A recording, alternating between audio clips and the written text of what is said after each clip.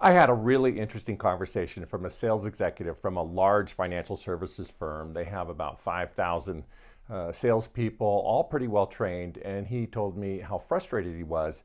He said, we just did a big sales kickoff session, and part of the kickoff was for everybody to explain or communicate our value proposition. And we have spent millions of dollars training this sales team, put them all through all kinds of different programs, brought in guest speakers, did a lot of exercises on this. And I was absolutely shocked how few of our people could answer a simple question of, what makes us different or better, or why should you do business with us?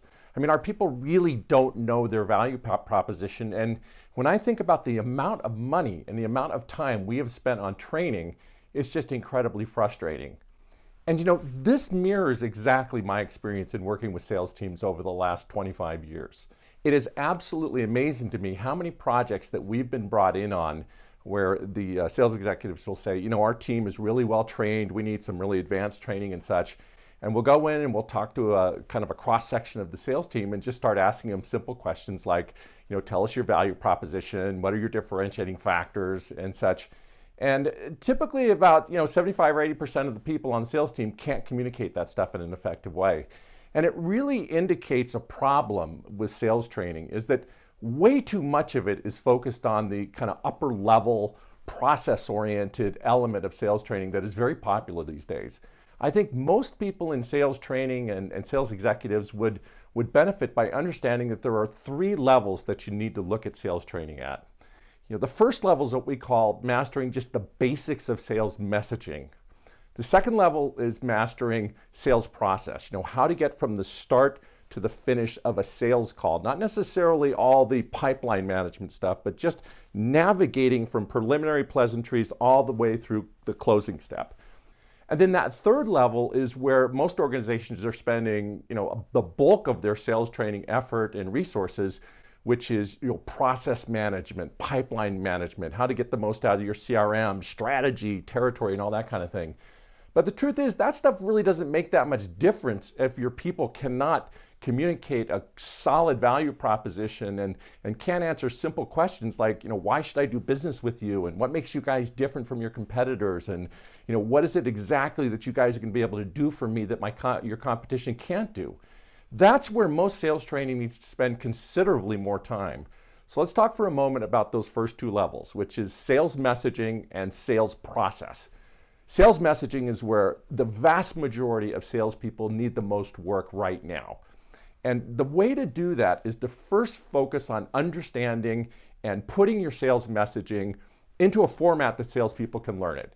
And that starts by taking your competitive advantages or differentiating factors or elements of your value proposition, whatever you want to call them, and separating them down to about 3 to 7 key bullet points that are short, concise, easy to communicate in less than 10 seconds.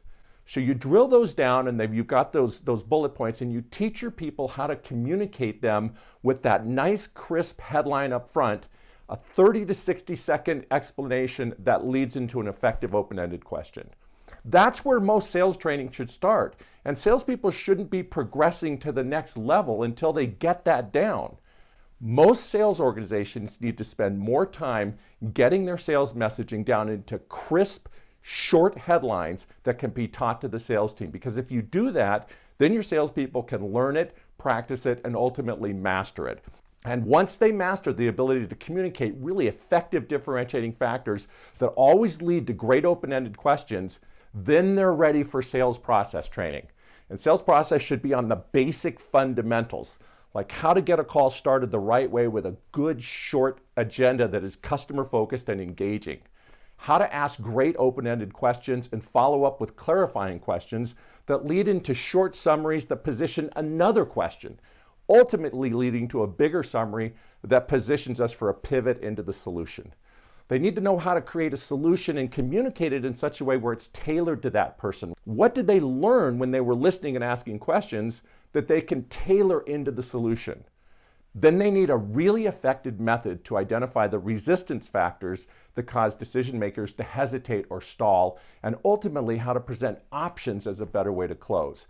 Now, those are the key fundamentals to the sales process. And your people probably need the kind of repetition that sports teams use with their athletes for them to get good at sales process and sales messaging. And once you get all that down, then you move into the more esoteric areas of sales process and territory management and understanding the personality types of buyers and all that stuff. Because if you cannot communicate your differentiating factors in a compelling way with great open-ended questions, and if you cannot control the sales conversation that goes from an agenda all the way through closing options, all of the sales process and and esoteric diagrams and flows and all that such aren't going to make any difference.